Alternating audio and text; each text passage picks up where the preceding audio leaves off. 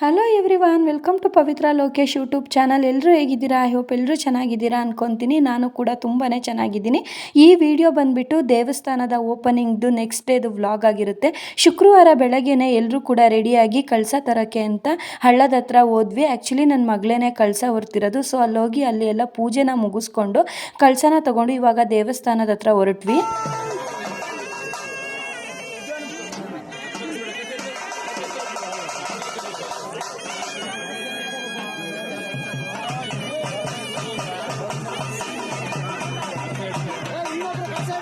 ಇನ್ನೊಂಚೂರು ಹಿಂದೆ ಹೋಗ್ಲಿ, ಮುಂದೆ ಬಂತು ಸಿಂಬಿ ಒಳಗೆ.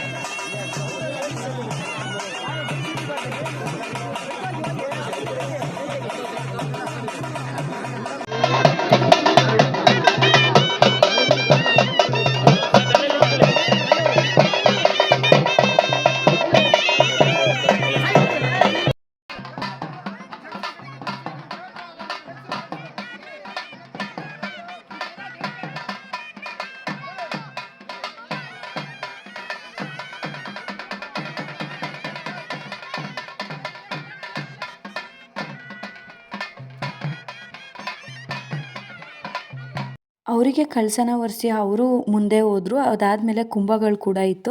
ಸೊ ನಾನು ಕೂಡ ಕುಂಭನ ಹೊತ್ತಿದ್ದೆ. ಕುಂಭನ ಹೊತ್ಕೊಂಡು ಎಲ್ಲರೂ ಕೂಡ ಹಿಂದೆ ಹೋಗ್ತಾ ಇದ್ವಿ. ಆ್ಯಕ್ಚುಲಿ ಒಂದು 2-3 ಕಿಲೋಮೀಟ್ರ್ ಆಗ್ಬೋದು ದೇವಸ್ಥಾನಕ್ಕೂ ಹಳ್ಳದ ಹತ್ರಕ್ಕೂ. ಅಲ್ಲಿಂದ ಎಲ್ಲರೂ ಸ್ವಲ್ಪ ಗದ್ದೆ ಬೈಲಿತ್ತು. ಅದಾದಮೇಲೆ ರೋಡ್ ಸಿಕ್ತಿತ್ತು. ಸೊ ಹಾಗಾಗಿ ಗದ್ದೆ ಬೈಲಲ್ಲೇ ಹೋಗಬೇಕಿತ್ತು. ನನಗಂತೂ ತುಂಬ ಅಂದರೆ ತುಂಬಾ ಭಯ ಇತ್ತು. ಬಿಕಾಸ್ ನನ್ನ ಮಗಳು ಈ ಗದ್ದೆ ಬೈಲಲ್ಲೆಲ್ಲ ಹೋಗ್ತಾಳ ಅನ್ನೋದು ಭಯ ಇತ್ತು. ಯಾಕೆಂದರೆ ಅವಳಿಗೆ ಇಲ್ಲೆಲ್ಲ ಅಭ್ಯಾಸ ಇಲ್ವಲ್ಲ. ಸೊ ಹಾಗಾಗಿ ನನಗಂತೂ ಸಿಕ್ಕಾಬಟ್ಟೆ ಭಯ ಇತ್ತು. ತುಂಬ ಜನ ಅದನ್ನೇ ಕೂಡ ಅಲ್ಲಿ ಹೇಳ್ತಿದ್ರು, ಅಯ್ಯೋ ಈ ಚಿಕ್ಕ ಹುಡುಗಿ ಕೈಲಿ ಒರೆಸ್ತಿದ್ದೀರಾ, ನಿಜವಾಗ್ಲೂ ಈ ಚಿಕ್ಕ ಹುಡುಗಿ ಒರ್ತಾಳ ಅಂತ ಹೇಳಿ. ನಿಜವಾಗ್ಲೂ ನನಗೆ ಅವರೆಲ್ಲ ಹೇಳೋದು ನೋಡಿ ನನಗೂ ಸ್ವಲ್ಪ ಭಯ ಆಗ್ತಿತ್ತು. ಬಟ್ ಆದರೆ ನನಗೆ ಒಂದು ನಂಬಿಕೆ ಇತ್ತು, ಅವ್ರ ತಲೆ ಮೇಲೆ ದೇವ್ರಿರೋದ್ರಿಂದ ಅವ್ರ ಮನಸ್ಸಲ್ಲಿ ಯಾವುದೇ ಥರದ ಯೋಚನೆಗಳು ಬರಲ್ಲ ಅಂತ. ಹಾಗೆಯೇ ಅವರು ಕೂಡ ನನಗೆ ಆಗ್ತಾ ಇಲ್ಲ, ನನಗೆ ಹೊರಕ್ಕಾಗಲ್ಲ ಅಂತ ಏನೂ ಹೇಳ್ದಲೆ ಅವರು ತುಂಬಾ ಆ್ಯಕ್ಟಿವ್ ಆಗಿ ಒರ್ತಿದ್ರು.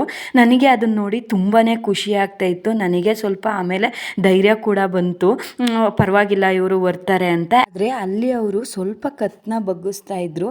ಯಾಕೆಂದರೆ ಅವರಿಗೆ ಕತ್ತು ಬಗ್ಗಿಸ್ಕೊಂಡು ಓಡಾಡಿ ಅಭ್ಯಾಸ ಇರೋದ್ರಿಂದ ಅಲ್ಲಿ ಸ್ವಲ್ಪ ಕತ್ತನ್ನ ಬಗ್ಗಿಸ್ತಿದ್ರು. ಅಲ್ಲಿ ಇಟ್ಕೊಂಡವರು ಹೇಳ್ತಾ ಇದ್ರು ಕತ್ತು ಎತ್ತಮ್ಮ ಅಂತ. ಬಟ್ ಅವರು ಕತ್ತೆತ್ತಕ್ಕೆ ಸ್ವಲ್ಪ ಭಯ ಪಡ್ತಿದ್ರು ಅಷ್ಟೇ, ಬೇರೆ ಏನೂ ಇದು ಮಾಡ್ತಾ ಇರಲಿಲ್ಲ. ಅದೆಲ್ಲ ಆದಮೇಲೆ ಇಲ್ಲಿ ನಮ್ಮೂರ ಗ್ರಾಮ ದೇವತೆ ಆದ ಪಾರ್ವತಿ ಪರಮೇಶ್ವರ ದೇವಸ್ಥಾನದ ಹತ್ರ ಬಂದು ಅಲ್ಲಿ ನಾವು ದೇವರಿಗೆಲ್ಲ ನಮಸ್ಕಾರ ಮಾಡಿ ಅಲ್ಲಿ ಅವರು ಕಳಸಕ್ಕೆ ಆರತಿ ಕೂಡ ಮಾಡಿದ್ರು.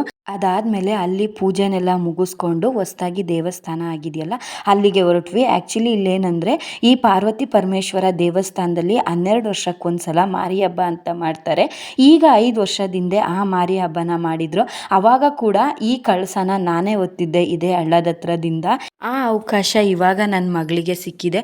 ನಿಜವಾಗ್ಲೂ ಈ ಥರ ಕಳಸ ಹೊರೋದು ದೇವರ ಸೇವೆ ಮಾಡೋದಕ್ಕೆ ನಿಜವಾಗ್ಲೂ ಪುಣ್ಯ ಮಾಡಿರಬೇಕು. ನನಗಂತೂ ತುಂಬಾ ಖುಷಿ ಆಗ್ತಿತ್ತು. ಯಾಕೆ ಅಂದರೆ ಈ ಅವಕಾಶ ನಮಗೆ ಸಿಕ್ಕಿರೋದು. ನಾವು ಯಾವಾಗಲೂ ಪೂಜೆ ಮಾಡೋವಂಥ ದೇವರು, ನಾವು ನಂಬಿರೋ ಅಂಥ ದೇವರಿಂದನೇ ನಾವಿಷ್ಟು ದೇವ್ರ ಸೇವೆ ಮಾಡ್ತೀವಿ ಅನ್ನೋ ನಂಬಿಕೆಯಿಂದನೇ ಆ ದೇವರು ನಮಗೆ ಈ ಅವಕಾಶ ಕೊಟ್ಟಿದ್ದಾರೆ ಅಂದ್ಕೊತೀನಿ. ಸೊ ಅಲ್ಲಿಂದ ಕಳಸ ಜೊತೆಗೆ ಕುಂಭಗಳು ಎಲ್ಲ ಕೂಡ ಹೊರಟ್ವಿ. ನೋಡೋಕ್ಕಂತೂ ಎಷ್ಟು ಚೆನ್ನಾಗಿತ್ತಂತೆ ಆ ಕುಂಭಗಳು. ಅದರ ಹಿಂದೆ ಬರ್ತಿರೋ ಅಂಥ ಅಡ್ಡೆಗಳು ನಿಂತ್ಕೊಂಡು ನೋಡೋಕ್ಕೆ ಏನೋ ಒಂಥರ ಖುಷಿ ಆಗ್ತಾ ಇತ್ತು. ಕುಂಭಗಳೆಲ್ಲ ಹೊರಟ ಮೇಲೆ ಲಾಸ್ಟಲ್ಲಿ ಪಾರ್ವತಿ ಪರಮೇಶ್ವರ ರೂಪದಲ್ಲಿರೋ ಅಂಥ ಅಡ್ಡೆಗಳು ಕೂಡ ಸೊಪ್ಪಿನ ಮಲ್ಲೇಶ್ವರ ಸ್ವಾಮಿ ದೇವಸ್ಥಾನದ ಹತ್ರ ಹೊರಟರು.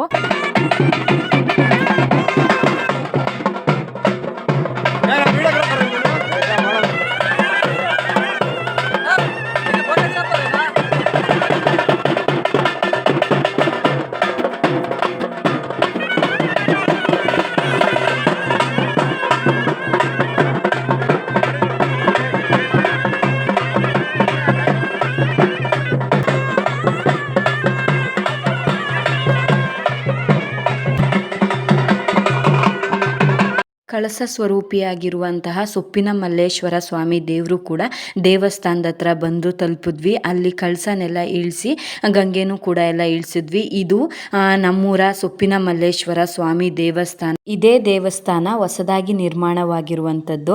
ಹಾಗೆ ಯಾವ ರೀತಿ ಅಲಂಕಾರ ಮಾಡಿದ್ದಾರೆ ನೋಡಿ, ತುಂಬ ಚೆನ್ನಾಗಿ ಅಲಂಕಾರ ಮಾಡಿದ್ದಾರೆ.